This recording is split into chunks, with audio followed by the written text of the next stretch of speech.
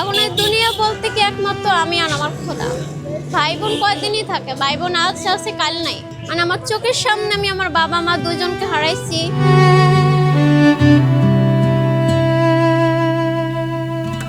আমার ইচ্ছাটাই ছিল যে আমি ছোট থেকে বড় হবো, কি আমার বড় থেকে একটা আমি সফল হবো।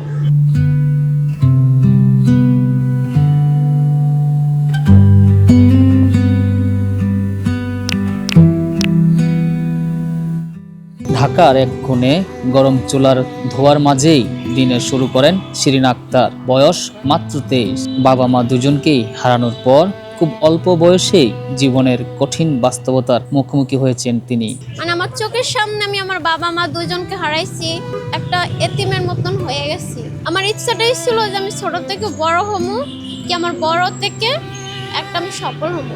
ভালোবেসে ঘর বাঁধতে চেয়েছিলেন প্রেমিক বাসেদুলের সঙ্গে, কিন্তু প্রতিশ্রুতি দিয়ে প্রতারণাই করেছে সে।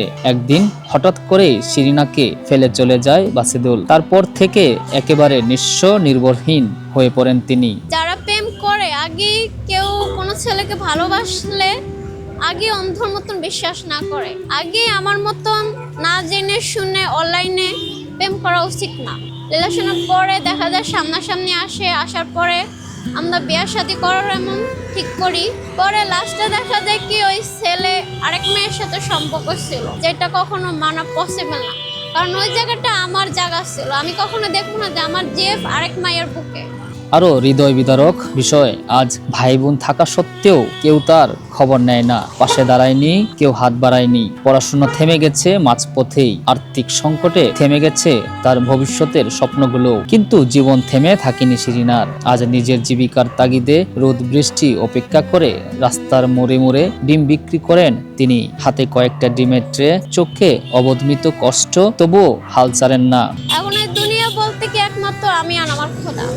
ভাই বোন কয়দিনই থাকে, ভাই বোন আজ আছে কাল নাই। পড়াশোনা আমি করছি ইন্টার পর্যন্ত, বাট এখন ফের 1 বছর আমার পড়াশোনা আমি বন্ধ রাখছি। জি, এখন আমি একা সিঙ্গেল একটা রুম সাবলেট ভাড়া নিয়ে থাকি। সমাজের অনেক অবহেলিত মেয়েদের মতো শিরিনাও লড়াই করছেন প্রতিদিন, কখনো অভাবের সঙ্গে, কখনো মানুষের অবহেলার সঙ্গে। কিন্তু তার চোখে এখনো একটুখানি আশার আলো। এ যেন প্রতারণার ক্ষত বুকে নিয়ে বেঁচে থাকা এক তরুণীর না হার মানা সংগ্রামের গল্প।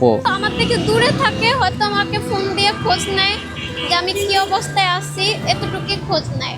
কারণ যে মানুষটাকে আমি এইভাবে বিশ্বাস করতাম অন্ধর মতন, তাকে নিয়ে এত স্বপ্ন দেখছি, সে আরেক মায়ের সাথে নিশাপাত করবে, এটা তো কখনোই ভাবা যায় না। বেঁচে থাকার দায়েই যার প্রতিদিনের এই পথ চলা। ক্যামেরা আশিককে সঙ্গে নিয়ে আমি মোহাম্মদ সোহেল রানা, ঢাকা প্রেস, ঢাকা।